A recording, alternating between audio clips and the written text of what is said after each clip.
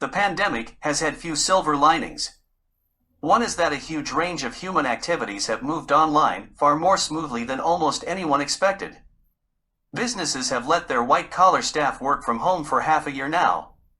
People are attending yoga classes remotely. Brits are appearing in court digitally. New Yorkers are tying the knot online. Yet as they migrate to the virtual world, many people are discovering that they do not have the right documents to prove their identity. Businesses use credit cards, in effect, as a rough and ready proof that people are who they say. Governments cannot do that. Rather than simply exchanging goods for money, they give money away and issue commands, so they need to know more about their customers than, say, a supermarket does. In countries without a system of secure digital identities, the closure of bricks-and-mortar government offices and the shift of public services online have caused havoc. See article. Divorces and adoptions have run into a virtual brick wall. Italy's system for doling out emergency payments crashed and then demanded paperwork that applicants could not obtain because government offices were shut.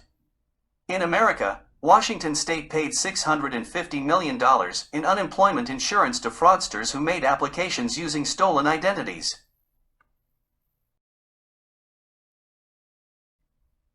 No such havoc occurred in Estonia, a tiny Baltic state where every citizen has an electronic identity.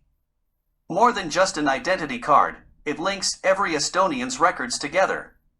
So when the government created a furlough system for workers affected by the pandemic, it already knew where they worked and how to pay them. Nobody in Estonia had to join a queue on a pavement to claim benefits, as people in other places did.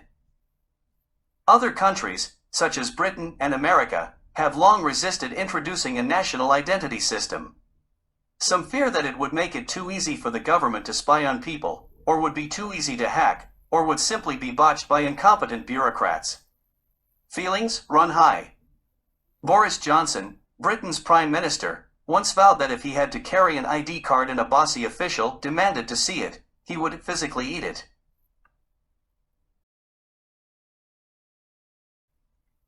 However, the pandemic has strengthened the case for a digital ID. It would not only make it quicker and easier to access government services remotely. It would also make track and trace systems more effective. If, in an emergency such as the pandemic, health data were linked to work data, governments could quickly spot when a cluster of COVID patients all happened to work at the same factory.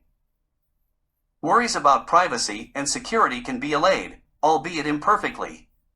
Estonians, who learned a healthy suspicion of Big Brother during 5 decades under the Soviet boot, are broadly reassured by a data protection law and continually updated anti-hacking safeguards that include two-factor authentication. Similarly, laws can be passed to stop police from demanding to see people's ID cards. Autocratic regimes will abuse ID systems, of course, but democratic governments can be constrained. Estonia's system records every time a piece of data is viewed, and it is a crime for anyone, including officials, to access private information without good cause. That is a good model.